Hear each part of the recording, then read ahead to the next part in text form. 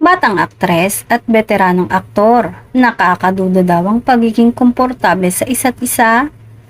Viral nga ang video ng isang young actress at veteranong aktor na tila naglalaro.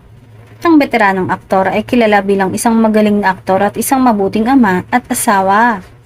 Si young actress naman ay isang dalagang na-link na din sa isa niyang katrabaho dati na siyang dahilan daw ng pakikipaghiwalay niya sa kanyang medyo may edad ng boyfriend.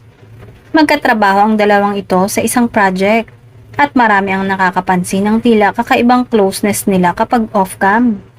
At sa isang video nga ay kumalat ang halatang super closeness nila, talagang komportable sa isa't isa lalo na ng kinarga ng veteranong aktor si young actress.